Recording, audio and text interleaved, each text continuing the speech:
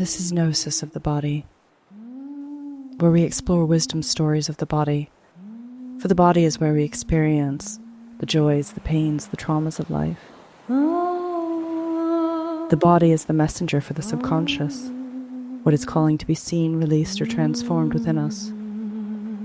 And as ancient mystics knew, spiritual awakening is an embodied wisdom, a knowledge which is not known in the mind, but a gnosis, which is felt in the body.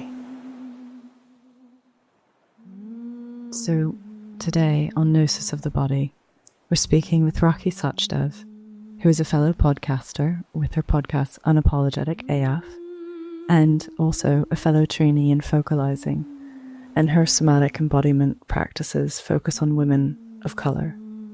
And so it's my pleasure to bring you this episode with Rakhi today. Hello, my dear. Hello, I'm so happy to be here. I'm delighted that you could do this. So a little bit of backstory for everyone.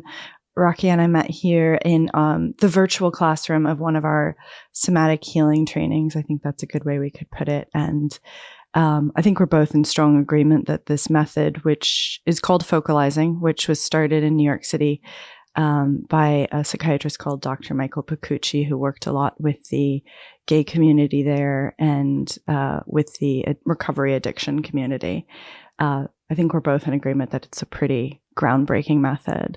And we practiced together as classmates several times. And I think we were both really amazed as what would come through. And I love it because it's all about doing body drops and it's all about the wisdom that comes out of the subconscious and the body. So Rakhi has a wonderful podcast, and I'm going to let her introduce herself here and her podcast as well. So yes, I am Rakhi. I am a somatic and embodiment practitioner for women of color.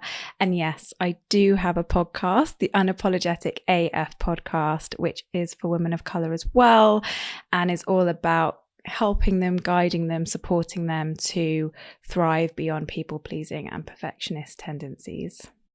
I love it. I love it. And I love the name because the F is my favorite adjective to use. And we are allowed to do that here. Good. I wasn't even going to ask for permission. I'm so sorry. American, guilty as charged. So as you know, my dear, from just listening to mine, I really love to explore, how we have this split in our culture of the mind and the body, which when I refer to Jungian archetypal symbolism, which I studied in depth psychology in my master's, was so illuminating to know that Jung years ago had come up with this idea of we're losing the feminine in the culture. And I'd illuminated a few episodes back how the body is really the feminine.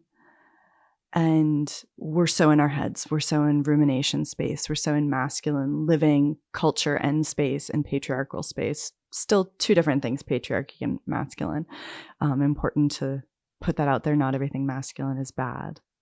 But that for me, there was this wisdom that came out of a body-based practice. But you have a really interesting story that led you to do your work. So if you don't mind just jumping in to tell how you got wisdom out of your body, how you experienced your body as a woman of color in this culture and in your family of origin, just let it rip. Yeah. So my relationship with my body got ruptured very early on. I was 8 years old when I first became aware of my body in a way that wasn't healthy, in a way that wasn't in peace and harmony. And essentially my family told me to lose weight and that I needed to stop eating certain things. And if it wasn't said to me, it was said to my mum, but I would be in the room and I had an understanding of what they were talking about. And particularly on that side of the family, like it's very weight centric. Like, yes, I got told that, but I had heard it. I heard bodies be talked about. So I was very aware that bodies was a thing in our family, like talking about bodies, whether someone had gained weight, lost weight, whether they looked healthy, didn't look healthy. There was just a lot of talk about bodies. So the way I started to experience my body from the age of 8 was through this lens of it's fat and I need to lose that fat. So I went down quite a dark path. I wasn't just getting it from my family home, I was also getting it at school. So it was coming from all ends. And before I entered secondary school, so this would have been about the age of 11 or 12, I thought to myself, I have to lose weight before I go there because I don't want to get bullied. And hence I stopped eating certain foods. I started exercising quite excessively, and it didn't take long, a few years, before I eventually got diagnosed with anorexia nervosa. And from there, I was in a deep recovery. We were having family therapy. I was having individual CBT. And then, I had doctors watching me every week, making sure I was gaining weight. And that was really tough because food became the demon, the problem. So to start eating in a way that support my health, I couldn't quite put the two together because I thought food was what was causing me to be rejected from my family. So it was a journey, and my mum was incredible on that journey of supporting me to eat again and making sure she was cooking things that I was comfortable in eating. I wouldn't have been able to do it without my mum. Let's put it that way. I wouldn't have been able to recover without her. Something else that really helped me on that journey was dance. I danced from a very young age. That was another path of having awareness of my body. It was through dance. And I'd spent all my childhood dancing. I went to Bollywood dance classes. It was joy for me, pure joy. And when it got to being diagnosed, I said to them, you can take every other form of exercise away from me, but you cannot take dance away from me. And if I have to gain weight, I will do it so that I can keep dancing. That dance was my way out in a way. It kind of was my savior. It was my saving grace. It really helped me heal this relationship because, I wouldn't stop that. Oh, that's so beautiful. I love that. That was my way to move through what was a really grueling recovery journey. We eventually got there. The indicator for them was that my periods would start again because they had stopped for 2 years. So for them, it was, well, your periods will start when you've gained enough weight. And so once they had begun again, the doctors got to a point where they were like, okay, you've been doing really well for a while. We can now discharge you from the clinic. And it was incredible. That was one of the happiest days of my life, of my teenage years. But it wasn't long before I still had a slightly restrictive mindset. Even though I was physically better, I still saw food as a problem. So it wasn't long before the stress of trying to be perfect, which is a symptom of anorexia, it had seeped into everything.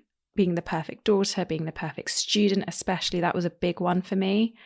It wasn't long before the stress and the pressures of that just kind of, it went too far, and I started to use food to soothe the stress. So it went the other way. The pendulum had swung the other way, and I was now binging. And I entered the clinic probably about 3-4 months after I'd been discharged, and I was then re-diagnosed with binge eating disorder. So it was the same doctors, the same therapist, and I went from there. It was a 10-year recovery journey. So, oh goodness, and that was at what age? That was so. By this point, I was 17. Within your 17th year, it switched. Yes, and it did begin due to the stress of the exams, A-level exams. Mm-hmm. There was this pressure for me to potentially go to Oxford University.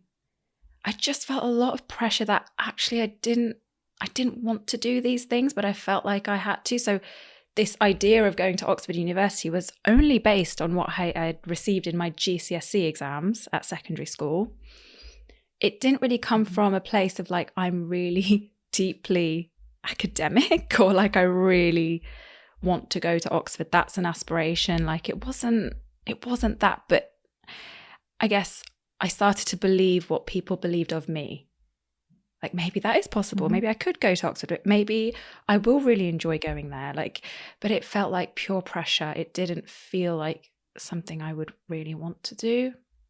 And I think food just soothed me and gave me warmth away from all of that, away from all these things I believed I had to be. So from there, 10 years.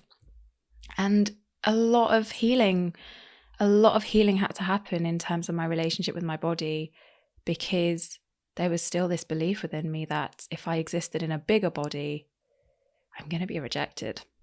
So, gosh, that's so... It was, it was really hard. It was really challenging and really conflicting, because, as I said, dance continued to be a part of that journey as well. So I would always be dancing. I'd be going to classes. I eventually did a dance degree in the midst of all of this. But I was still treating my body like it was just this dump. Oh God, that's so heartbreaking to hear that. Because I didn't know what else to do. And it was actually the thing that kept me warm and safe. Yeah. But I love that you fought so hard for this embodied practice. And, so you're describing you must have had quite good marks if they thought you could go to Oxford. But it didn't, if I'm saying this right, it didn't feel like authentic you. But then I'm hearing that did you feel like yourself in dance? Did that feel more you? How do I describe it? Because it's still the case today. Whatever I felt then is what I feel now. When I dance, it's just this, it's like pleasure, this pure energy of pleasure that just runs through my body. It's this pure energy of joy. I guess it feels very pure. It feels like nothing could get in the way of it. And through the midst of all of this whole journey, when I danced, nobody could tell me anything about myself, because I'm in my own beautiful world where in that moment, my body is the most incredible thing, which I didn't believe outside of dance. Do you know what I mean? I didn't see my body in a light that was endearing. However, when I danced, I felt like my body was amazing. So there was this difference in felt sense versus how I looked at it, which is quite complex to unpack. But it's beautiful. The weight of the world, the beliefs of, the societal beliefs of what is a good body that had seeped into my culture just didn't weigh heavy on me when I danced. I was able to just release all of that. Yeah, you could feel the goodness that the outside image was in conflict with understanding on a cognitive level, but you had the felt understanding of the beauty and the sacredness and the power of the body when you were just in movement, in harmony with it through rhythm and movement. Yeah. And music is such a big part of my life. And anytime there'd just be music and music that I really had an affinity with, that would be that. I'd just have the best time. So it really did walk me through a lot of darkness. So there's joy and there's movement, and in those moments, no one's telling you who you are. You don't have to worry about who you are based on who you look. And it's an identification, if I'm saying this right. It's an identification through sensation and movement. Yes. And of course, I wouldn't have seen it like that before, even doing kind of somatic, kind of learning the skill of somatic therapy. I don't think I would have described it like that. But yes, through sensation, I belonged in my body. That's when I belonged in my body in a way that I didn't feel like I did outside of it. So dance was like the inroad to the kind of deeper connection that I now have with my body. And I'm curious, when you were working with therapists at that time, did they have the knowledge that, maybe it sounds very, now we have all this knowledge of somatic healing. Did they connect that? Did they connect that at all when you were fighting for dance? Like, did that enter the therapy room, if you're willing to share it? Like, do you feel like they got that aspect? No. Because the therapy room, the goal in that room was either to start eating or to stop eating. Like, it was very goal orientated. There was always an aim. So this idea of dance and how that was incredibly healing on this journey didn't really enter the chat. I do remember a little bit of like mindfulness entering, especially when I was binging, and this kind of path to eating mindfully. I do remember that coming into play. But when it came to dance, no, I don't remember that so much. It's so upsetting, but at the same time, so fascinating that, our culture comes at, you use the word action. And I've used that word before as like the masculine approach to things, like what we're doing or we're not doing. And then there's, mindfulness can be wonderful, but the idea that you can find your way into the most like sensory experience that we have of eating. If someone doesn't have good interoception, they can't tell when they're full. And interoception is that feeling, right? That feeling sense of the body. And you were being led to, well, let's get your mind involved with the most feeling thing that you do, which is like, I have hunger. I do not have hunger. Let me eat foods, appropriate or inappropriate amounts of food. Let me know when I am full. Like, this is the most interoception that we engage in a daily basis as humans. And they're trying to lead you with the mind.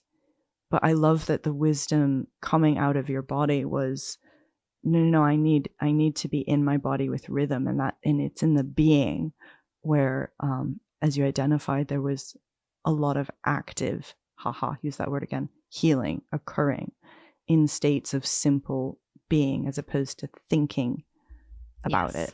Yes. Does that make sense? Yes, for sure. Oh, wow. Definitely. And I think in so many ways, this route to being connected has been my route to healing from binge eating, especially. And I don't just mean being connected to me and my body, but also being connected to, well, I guess it is my body, but my truth, who I am from a very authentic space, and therefore how I can show up in that way in my relationships. Because my relationships were deeply affected by me believing I had to show up in a certain light and I had to please. And the binging was in and of itself a part of that as well. The binging soothed the pleasing patterning and behavior. So connection and authentic connection feels like that was the route to heal and recover this rupture that I had developed from such a young age. Interesting. I was reading yesterday the most famous Jungian analyst who writes on eating disorders, named Marianne Woodman, Canadian analyst, and her book is called Addiction to Perfection. So I'm wondering if you'd share a little bit more about what you can share or willing to share about how that played out in your relationships, that perfection.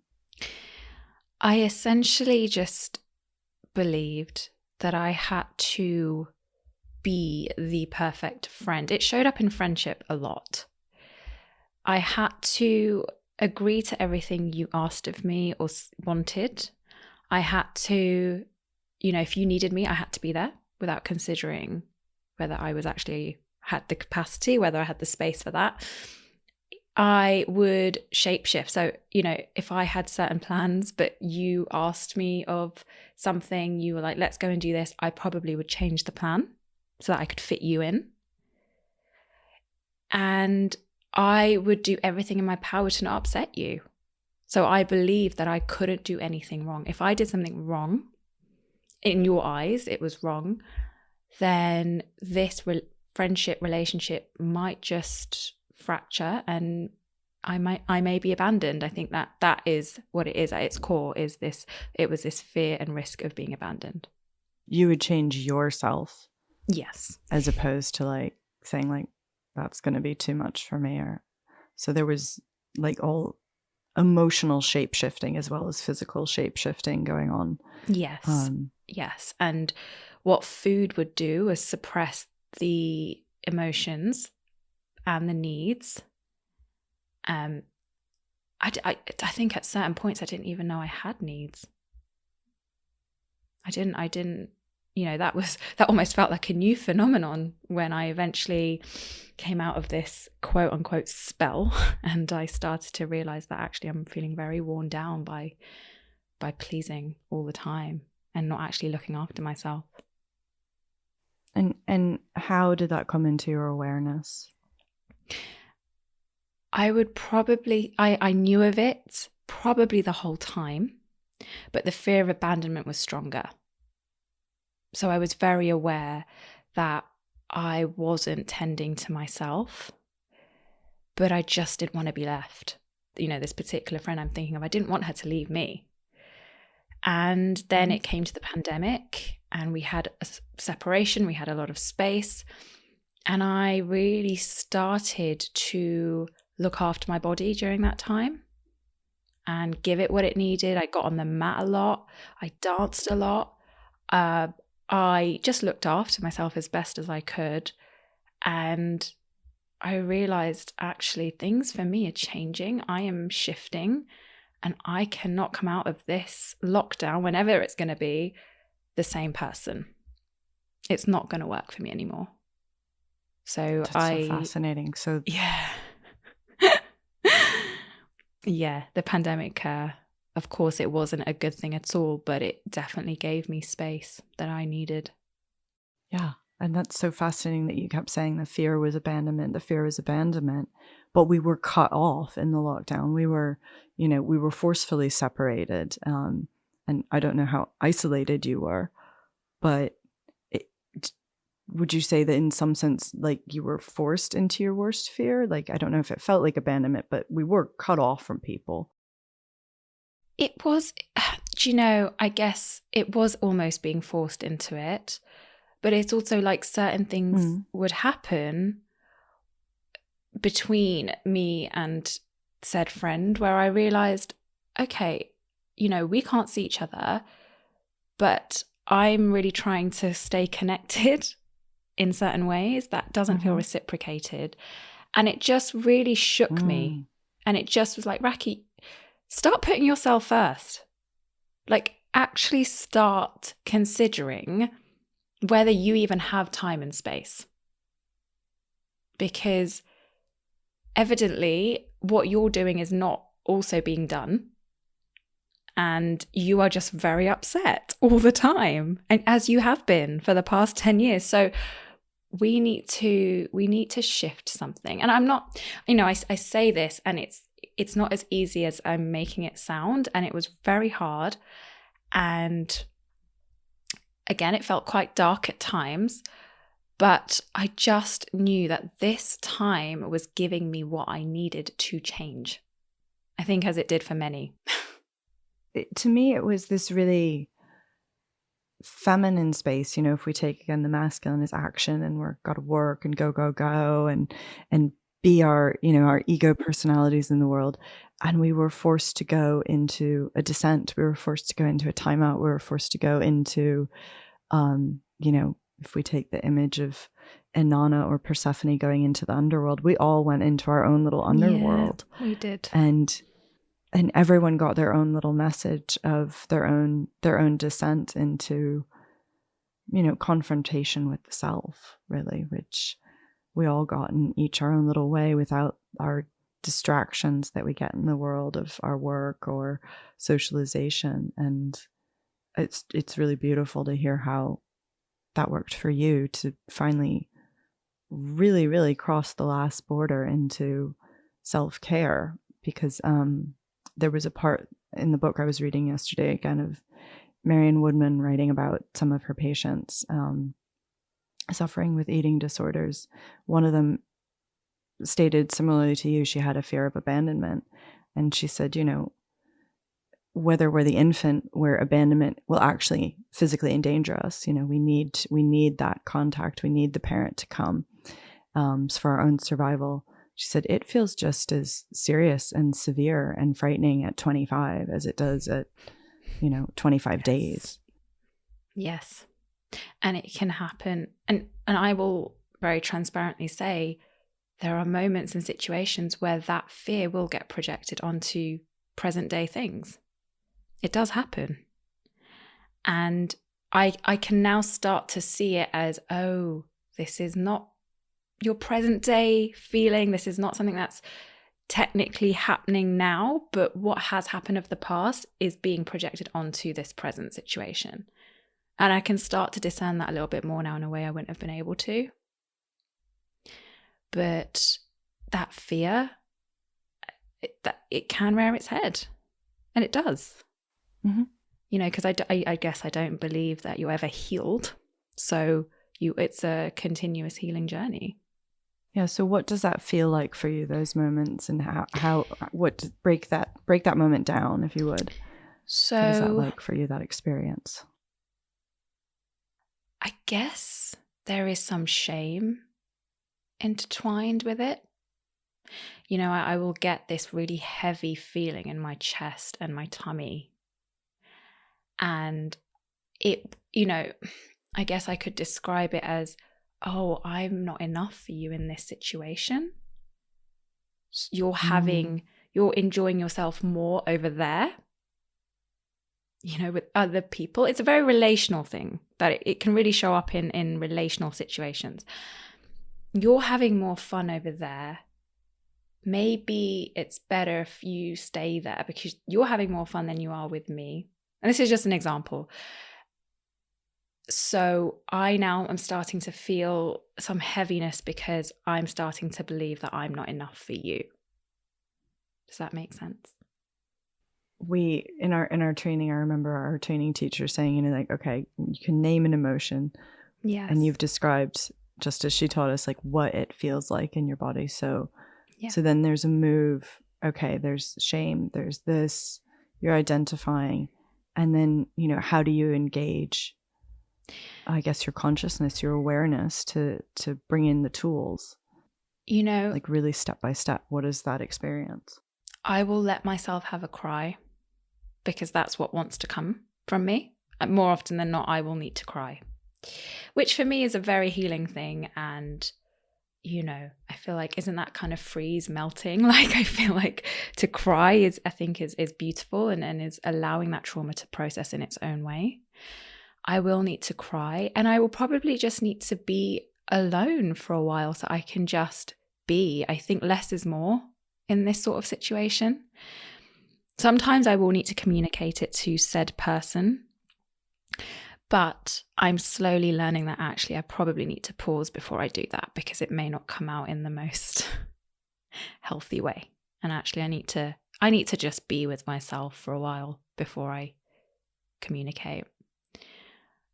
But yeah, I think I need to actually feel what's going on. And I know that's not always easy because that shame can just feel like this heavy cloud almost just sitting in my chest. And it's not always easy to just sit there with it. But I'm allowing that to happen a little bit more, and I'm allowing myself to follow the breadcrumbs because that's actually what it's asking of me. It's not asking me to... It actually doesn't want to sit in my body all day, but it does want me to sit with it for as long as it needs to be processed, which is what I'm realizing when I let myself be there. Wow, there's so much embodied wisdom in that whole just series of explanations of those steps. So thank you. That's a really incredible view. And I'm just thinking, the wisdom and the bravery to witness each emotion to sensation to then giving yourself and your body what is needed, like the release of grief through tears, and like how each step you're describing takes so much courage and so much staying with it. And I'm thinking back to, again, the method we trained in of focalizing, of Dr. Michael Pacucci's work with addicts, and how at so many different moments, someone struggling with recovery from addiction could want to back away from each of those steps that you're describing, courageously witnessing and being present with and sitting with. And then I was just thinking of, in that particular path of recovery, how, there's a lot of moments where the addict might want to say, like, I want my substance of choice because this is so much. So that's so amazing, all of your honest bravery to stay with yourself there, and thank you for sharing that. Yeah, it's taken a long time to not turn. It's taken a lot and many years to not turn to food, because a situation like that I would have very quickly. But the reason that I, really kind of came through that time was actually because my body started to tell me I'm not well. So I guess the most profound part of my healing with binge eating was when my periods started to get really, really bad. I was throwing up, and I knew there were many different reasons for it. I believed I knew I was experiencing a lot of familial stress at the time, but I believed that also it was because of how I was treating and using food. So it was then that it kind of hit me really hard. Rakhi, we're going to have to shift things now, because your body's literally telling you she needs you. So I'd say that was probably kind of a big wake-up call when it came to the binging. That's wonderful that wisdom came out of the body, because it's just so often, I just wonder why in our culture we have to reach a crisis point in our bodies for that to finally come out and speak to us, and for us to connect to this, I describe the body as this thing I was dragging around in work and just like pushing to its limits. And it's so hard to allow that body awareness to come through and that wisdom to come through, because our culture really doesn't allow for that, and we're not particularly celebrated for it. But I think particularly in eating disorders, as you were pointing out, we still need to work on developing the therapy for helping people hear the wisdom of the body, as opposed to approach healing the body with a mind over matter, matter being the body again approach.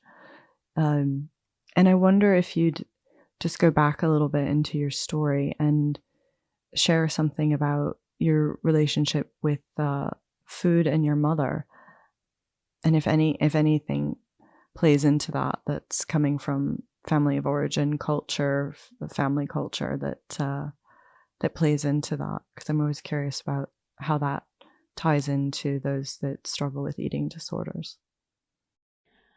I will be honest, I think I am carrying, even in terms of food and the body, and in terms of the aesthetic especially, I am definitely carrying the wounds from a lot of women in my lineage who their relationships have been ruptured with their bodies for a very long time.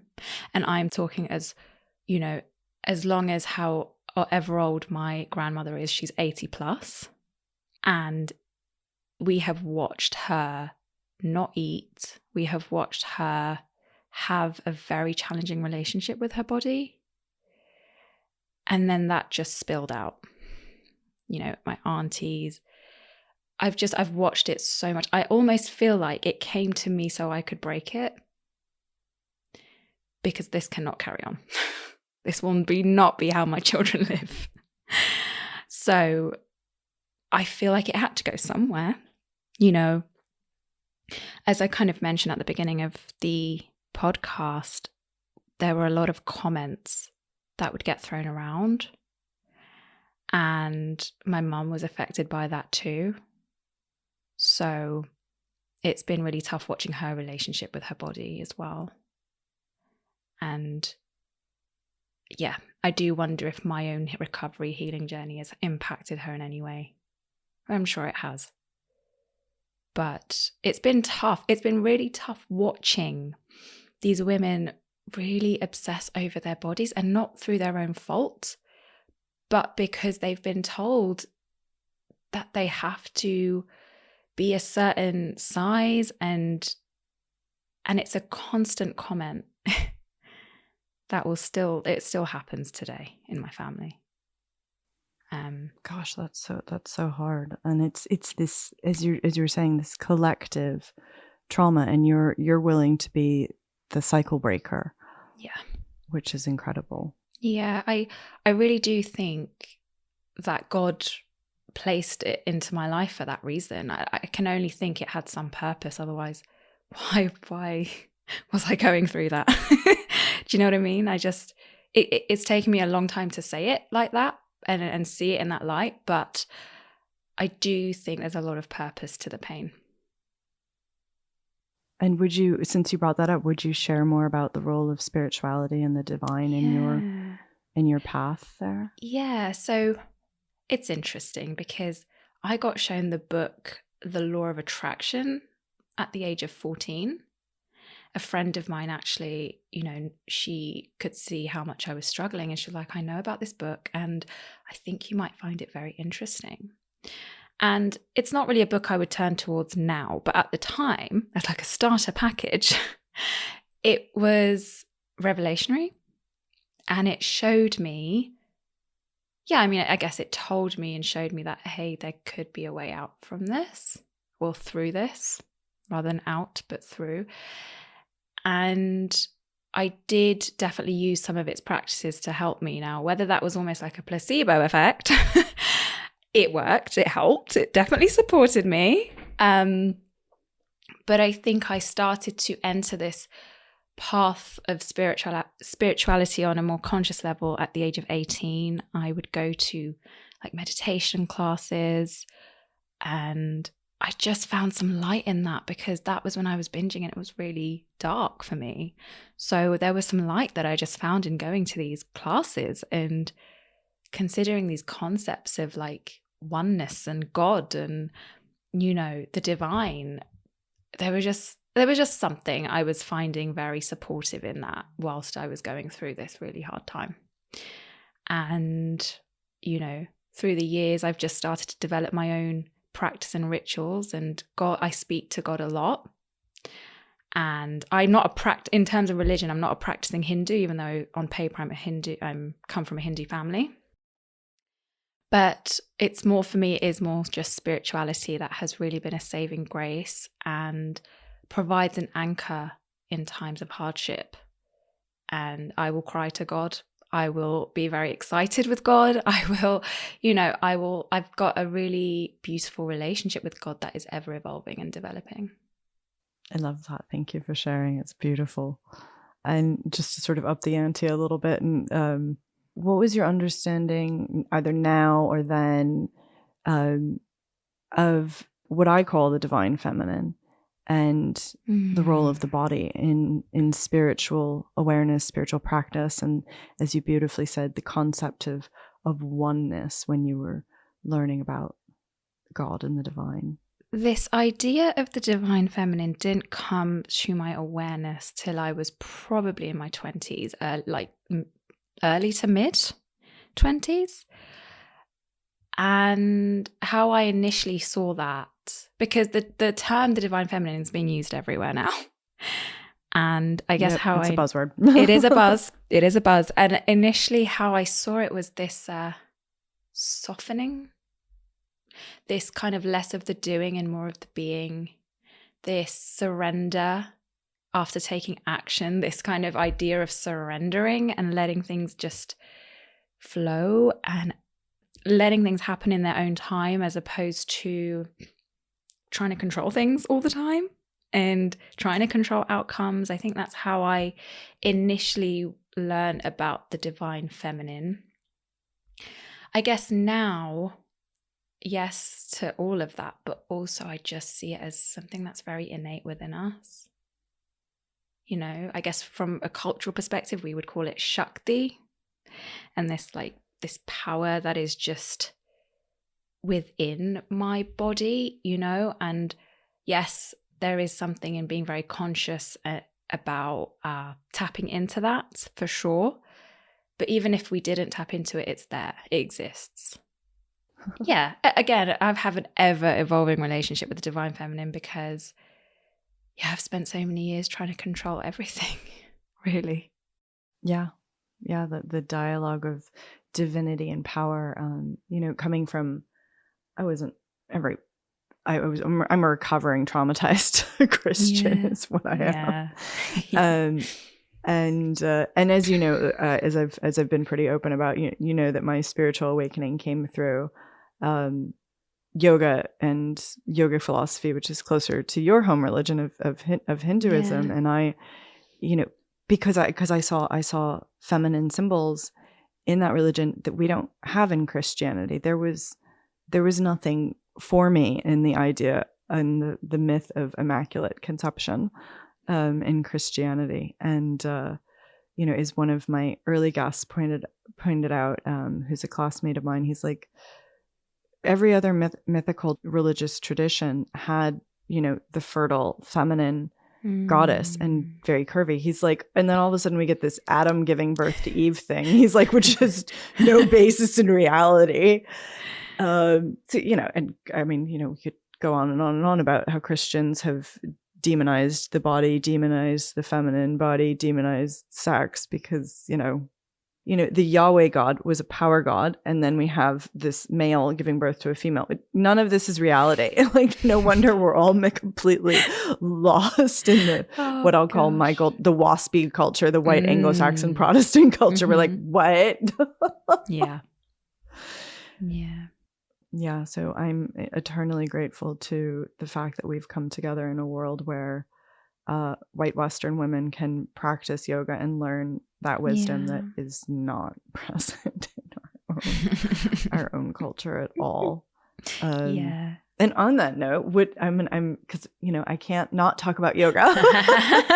I'm gonna ask you to say something about yoga because it's a practice that I love and adore and that saved me. But it's not of my culture; it's of your culture. So I really want to hear if you've got anything to say about it. I'll be honest, I'm not deeply inside of yoga practice myself. I really enjoy getting on the mat. As a dancer, there kind of is no choice unless I want to wake up stiff every single day. I've had to get on the mat. At this point in my life where I'm not, I'm not training as a dancer, I'm not looking to go into that professionally. At this point in my life, getting on the mat, doing some yoga is honestly just a way to soften into my heart. I feel like that's what it is at its core in some way. And you'll be able to speak to that far more than I can. So, even last night, after a long day at work, the only thing I wanted to do was, after having a shower, was getting onto the mat. And just, because I knew the tension would wilt away. I just knew it would.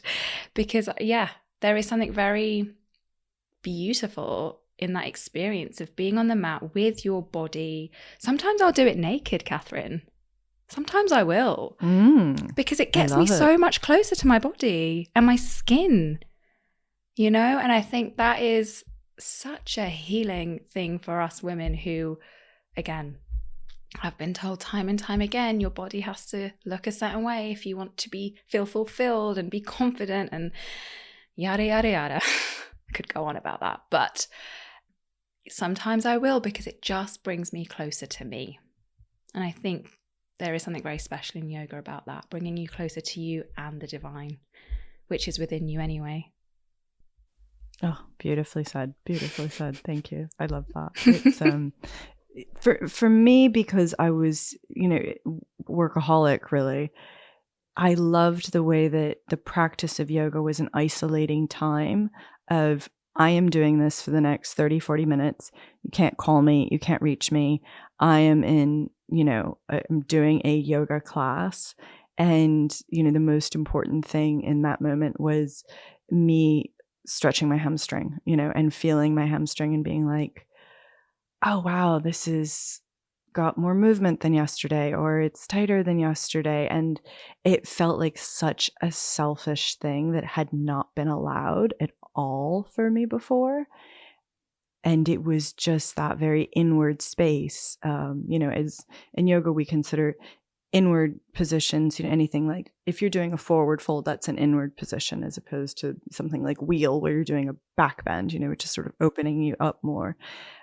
And it really is the combination of going within, opening up, going within, opening up, that is just completely revolutionary for me. And now we know that polyvagal theory, movement of the spine, coordinated on the breath, that is really bringing us into calmer states and regulating all sorts of things in our brain and our heart in ways that we just aren't allowed and don't happen the rest of the day.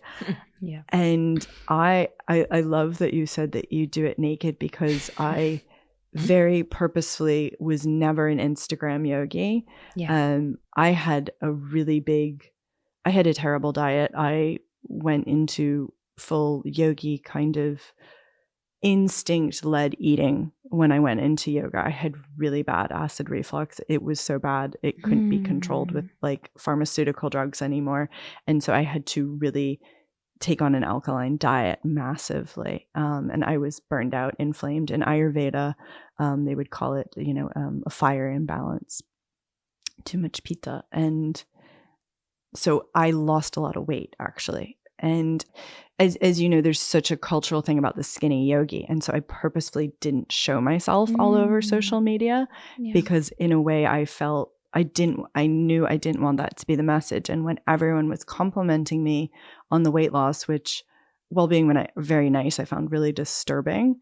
And I said, no, I didn't do this to lose weight. It just happened because I fixed my digestion. I fixed my biome that was very imbalanced. I calmed an inflamed system. And doing that, as you described, slowly discovering self-love and self-care, that was my experience back to it, because I felt bad in the body. And yoga gave me this, which again, through the Christian culture, I think is really not allowed. It gave me this permission that not just allowed to take care of the body, but it could feel good.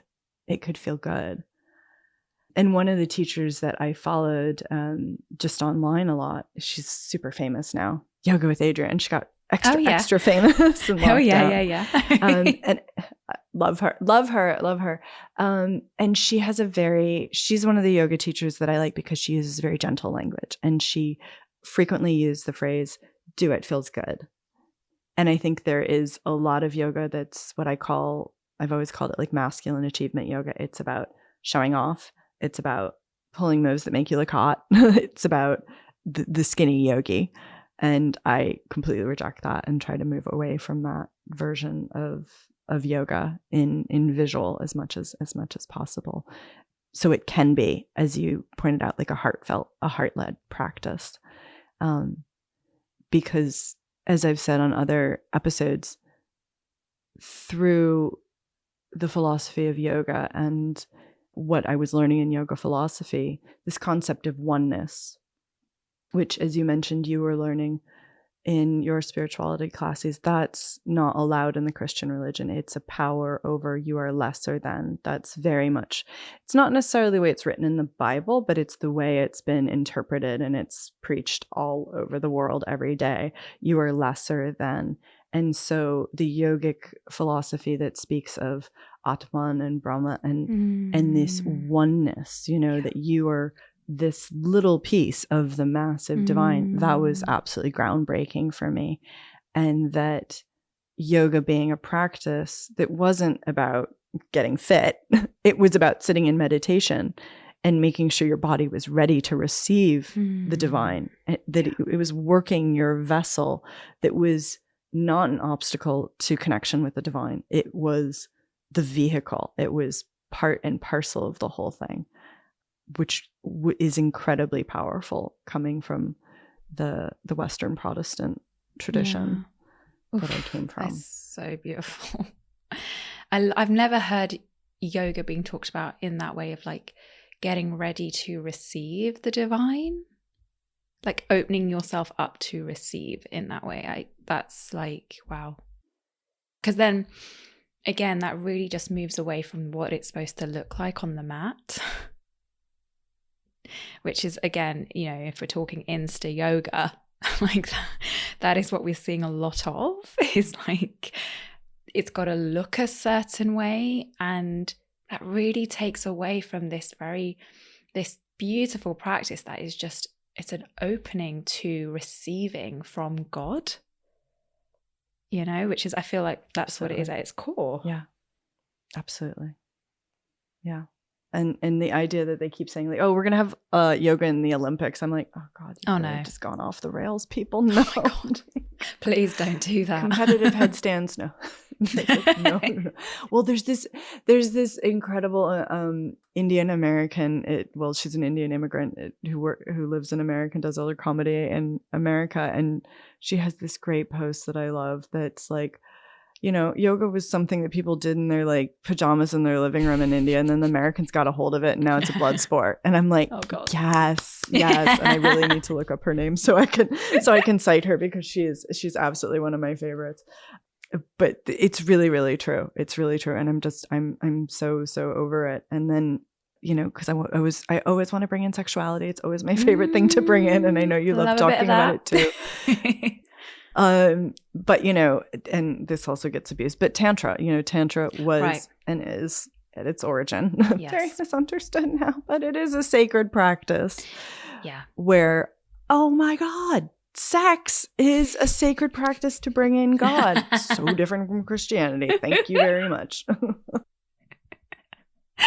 you know what, with Tantra, I am very close to starting to explore it because I haven't yet. But from what I know of it, isn't there just this like timelessness around pleasure, where it's like, well, this is how it's been spoken of, where it's like nothing is goal orientated anymore, because you are just in this process of like, you're not worrying about when you're going to hit this orgasmic state. You are just going to be in the process of enjoying the pleasure of what you're receiving or what you're giving or whatever. And there is a timelessness to that, which I think is so groundbreaking for this culture, because everything's to a certain time and everything is a goal. So I've yet to delve deeper into, to what Tantra really is. Well, the most basic thing that you start with that always makes everyone cranky and disappointed if they're rushing for like the super transcendent, like, you know, what's the stereotype everyone always repeats that like it's not true at all. I don't think that was like, oh yeah, Trudy Styler and Sting having like 3-hour orgasms together. Like, no. Oh my God. No. Oh my goodness. But people who have that story, that urban legend misunderstood in their head, they're really disappointed to learn when they sit down and do a Tantra exercise. It's like, okay, you're going to sit and you're going to look at this person, and everyone says like, oh man, I'm at the workshop and I didn't get the hot person. It's like, honestly, once you've been staring in this person's eyes for 10 minutes and then you breathe at the same time, you know, it doesn't matter. You will both become these. So I did it at this wonderful festival that is sort of a breakaway baby burn in Europe, and it's beautifully named Heal, Play, Love. And the day is spent all learning and doing breathwork practices. One of the leaders, she's a breathwork teacher, and we were in Turkey at this one, May before last. And the teacher that led us, she's Swiss and Kiwi, and descended from this incredible branch of the Maori tribes that founded the Haka dance. So she understands really hardcore dance in the body. So she made us start with about, if you jump up and down, I mean, you're a dancer, but I'm not quite so like energetically fit that if I am jumping up and down for 5 straight minutes, but also she got us to do the tantric scream because we were in the middle of nowhere in Turkey. And so everyone's just howling like banshees, and like, it's amazing to get men to scream because we're all like mixed together. And I was like, this is so great to hear men. And she's like, no, like, don't hold back, like, let it go, scream. So everyone's jumping up and down and screaming for about 5 minutes. And then you come to stillness, and then you're all standing around. She's like, just find someone. And so you go from this high energy charge state to just staring in their eyes for about 10 minutes. I love that. That's a long time to hold. I mean, 10 minutes is I have done eye gazing before, but 10 minutes is a long time. Yeah. How was that? Yeah. And that was, so I'd read about, it's like, there's been a lot of reading on my side of stuff, a lot of study. If you couldn't tell from looking behind me in the video, this giant bookshelf. Read a lot. Thank you. I love this. This is my favorite part of this flat. I was like, oh, good. There's room for my books in this place. I can move in. It's all in sections. We've got like Hindu, we've got like Buddhism, we've got astrology, sexuality. Oh my God, I four love it. shelves of psychoanalysis, history. It's beautiful. But I digress. Sorry. My love of books. I have an addiction to books. So something happened to me that I'd read about, and I'm not going to do the chicken egg, like, would it have happened if I'd not read about it, blah, blah, blah. But I saw this person get really young and then get really old and older than they were. And no, I had not ever seen a picture of them as a baby. And it was a man in his 40s. And I was like, oh my God. And then at the same time, you can't get into the phenomena, as we call it, in yoga, when you have a little sort of like extrasensory sixth sense come in, we call it, a siddhi, a perfection, or something like that. And I was like, okay, we have this phenomena happening, but I have to stay with the eye contact. I have to stay in it. Like, that's one of the things of all like yogic practices. And it was same in this tantric exercise of like, you cannot get distracted by the superpower. You need to stay and keep practicing and stay steady and stay in it and stay in it. And the ego wants to jump out and grab onto it. What was it? Ram Dass used to say, like, if he had, like some experience like that in meditation, the ego wants to come up and go behind. Good job. I bet it does. It really, really does. But I digress because you've gotten me on a topic that I really, really love. But thanks for opening that up so I could share on that. So but interesting. I'm going to bring you back on after you've practiced some tantra and you've got more to say about it. From my experience, yes, I genuinely can't wait to experience, because I just don't know where it's going to take me. And that's what I love about these things. Like, you just don't know what it's going to open your eyes to. Or your body and mind. And your body. I was thinking that. And your body. But since we got into the sexy bits, I want to draw you out a lot more about, where your story and your path led you into your work, your choice of work, and the very, very sensual nature of your work. Like, there was, so you post a lot on Instagram and you share a lot, and there's dancing. There is your program that you title Naked. And do you want to say more? So I feel like the word naked, it really does land in the body like, ooh, like that's interesting. What? And the thing is that nakedness in any form, whether it's, the physical act of being naked in front of somebody else or even yourself, and then the kind of very emotional form of nakedness, that kind of deep sense of vulnerability and being super open with your heart. It's not taught. And it's something I believe that really supports relationships and flourishing. And I mean all kinds. I don't just mean romantic, which is where the brain can naturally want to go, oh, you mean a romantic relationship? No, like even this relationship that we're having right now, which is one, there is something so sacred in just being naked within it. like open heart. You are being open with who you are as a person. And I think what we learn in this culture and this society is to be guarded for fear and for real fear of being hurt, which we may have experienced. Like that is a real thing that happens. I'm not trying to glaze over that and be like, well, it's just really easy to get hurt. No, of course it isn't. But the person doing the hurting is probably the one who needs to really go on a journey of becoming naked. Really.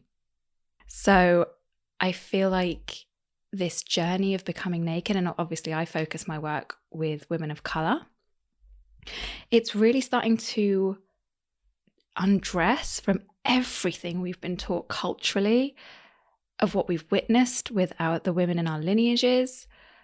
It's undressing societal beliefs about, the kind of body you need to exist in, who you need to be, what you need to do with your life, all these things that can really provide barriers in relationships and prevent them from thriving and flourishing. And I guess the aim for my work is really to support women of color in attracting very aligned relationships that actually just feel like home and is true to who they are.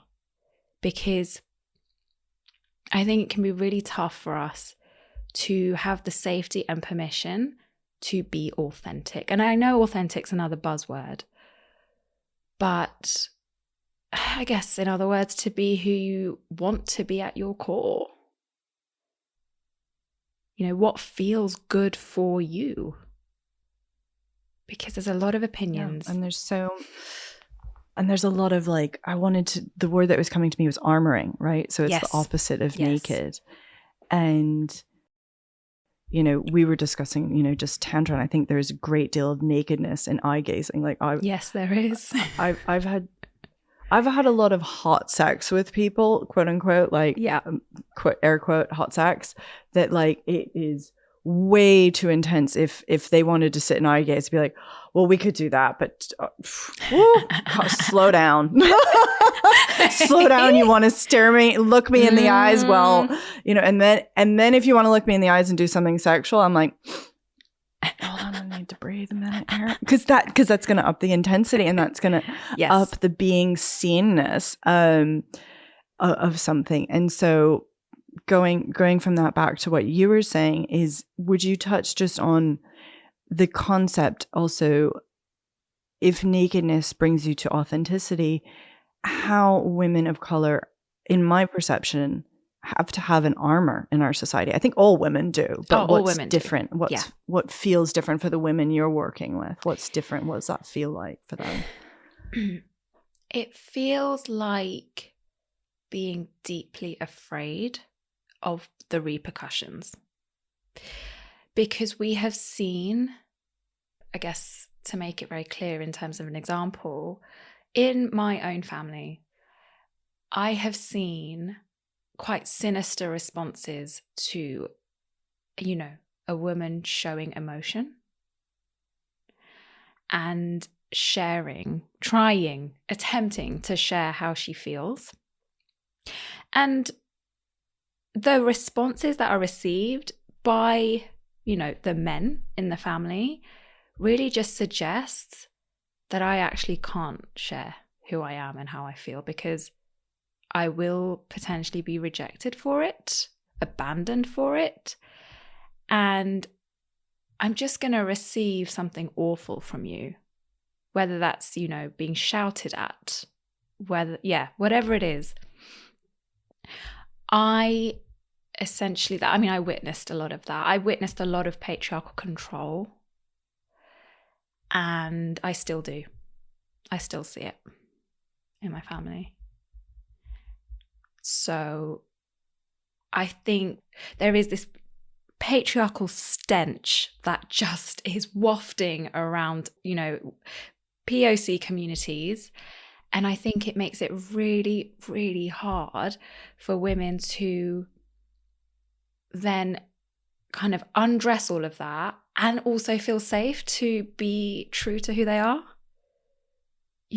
and that is really what is at the heart of my work is, if, you know, especially for kind of my generation and maybe a few generations before, or not before really, because I think it's really tough for like my aunties, my mum, like that generation, like they're probably learning a lot from us now, but I think it'd be really tough for them to completely shift into something, a version of themselves that feels really true, you know? But I think for my generation, what's happening now is we're trying to almost catch up and like break free from all of it, but we're also still wearing so much of that pain. We're carrying it inside of us.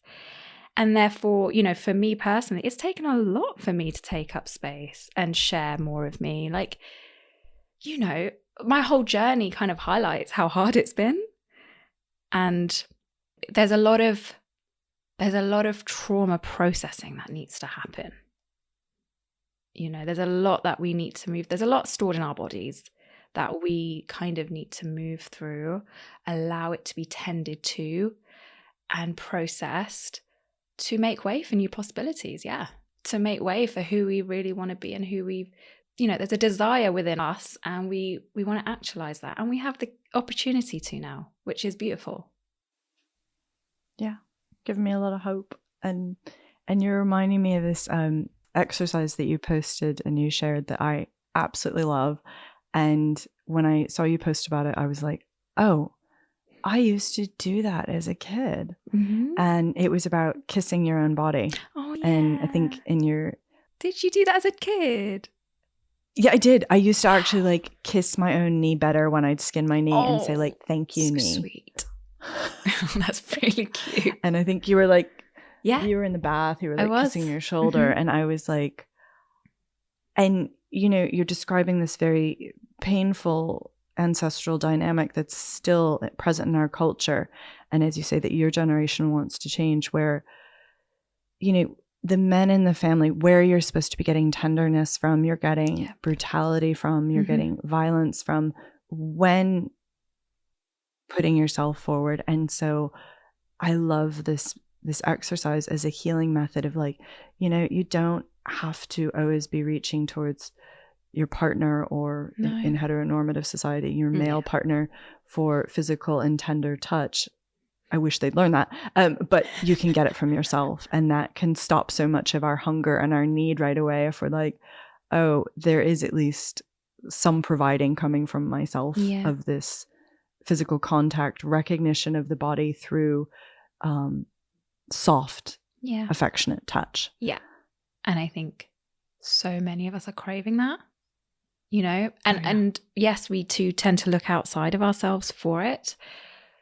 But I also think we're craving it from ourselves. Like I think the younger versions of us that are living inside of us, and even the teenager that is living inside of us is craving it from adult us, you know, because that's adult me kissing younger me. That's beautiful.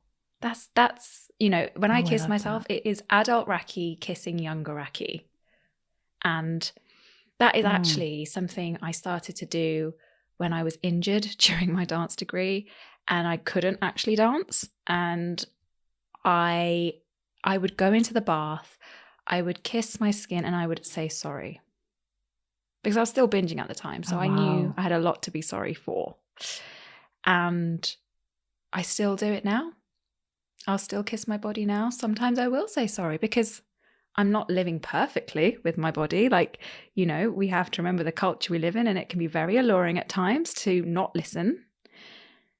So the body does sometimes need our apology. Oh, that's so brilliant. Thank you for that. That's a really just amazing piece of wisdom there that so needs to be remembered. Yeah. So thank you for sharing that. That's a beautiful place, I think, to end our conversation, because I'm looking at the time and realizing that like you've got to get going shortly. So I think we could probably keep going. So I hope you'll come back. Yes. Thank you for having me. It's my pleasure. And would you share with our listeners where they can find you and what your practice is now?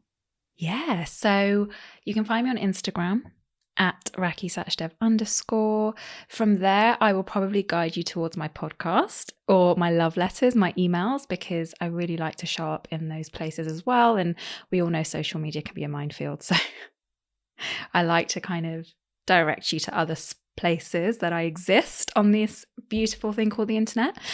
And yeah, so right now, my Naked is kind of, its doors are closed till January, but I will be reopening that in Jan, and I'm planning a London event for women of colour. So for Jan as well. Yes. Because you know what? I used to do quite a few in-person events. I haven't done anything in 2024. And I'm like, I really need this. I need this. So I'm gonna do something so I can hug and love on people in person, because that's always really nice. I love it. The touch is much more allowed in community here in England and in Europe than it is in Los Estados No Muy Unidos, as I'll say that for those of you who don't speak Spanish, that's the not so very United States of America. Oh gosh. Oh God, exactly. That's all we can say right now. I know. Thank you so much, my dear. This is it's like next. Onwards and upwards, ladies. Onwards and upwards, ladies. I know. They go low, we go high. That's all we can do, Catherine. That's all we can do. It's literally all we can do. I know. It's literally all we can do, Rakhi. All right. Thank you so much, my dear, and I look forward to our next pickup in conversation. Amazing. Much love. Thank you so much.